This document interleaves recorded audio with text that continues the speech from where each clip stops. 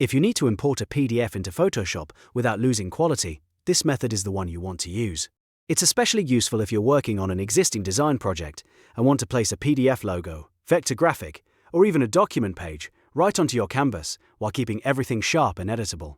And before we jump in, if this tutorial helps you out, make sure to hit like and subscribe for more Photoshop tips and tutorials. Alright, let's get started. First, open the Photoshop project you want to work in. This could be a flyer, poster, thumbnail, mockup, or any existing canvas where you want to place your PDF. Once your main file is open, go up to the top menu bar and click File.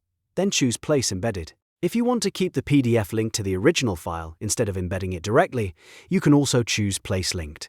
For most users, Place Embedded is the simplest option because it keeps everything inside the Photoshop document. Now browse to the PDF file on your computer and select it. After you click Place, Photoshop will bring up the Import PDF Options window. This is an important step because it lets you choose exactly what part of the PDF you want to import. If your PDF has multiple pages, you can select the specific page or asset you need. This is very helpful when you're working with multi-page documents, presentations, brochures, or printable artwork. Next, look for the Page Options or Bounding Box setting.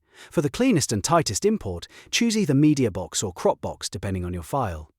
Media Box keeps the full page dimensions, while Crop Box trims closer to the visible content and can help remove extra margins. If you want the PDF to fit more tightly into your Photoshop layout, Crop Box is often the better choice.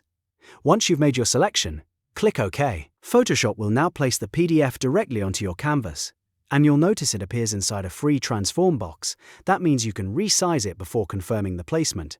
Drag the corner handles to scale it up or down until it fits your layout. Because this is being placed as a smart object, you're preserving the original quality of the PDF. That means you can enlarge it much more safely than a normal raster image, and the sharpness of vector lines and text will stay intact. When the size looks right, press Enter or Return to commit the placement. Your PDF is now inside the document and ready to be used as part of your design. From here, you can move it, transform it, and build around it just like any other Photoshop layer. One of the biggest advantages of using this method is that it keeps the file flexible. Since the PDF is imported as a smart object, you can double-click it later if you need to edit or replace the original content, and you can scale it without destroying the clarity of the artwork. This is perfect for logos, icons, diagrams, or any vector-based PDF that needs to stay crisp on screen and in print. If you're working with a PDF that has too much empty space around the edges, go back and try the other bounding box option to see which one gives you the best result. Choosing the right import settings can make a big difference in how clean and professional your final layout looks.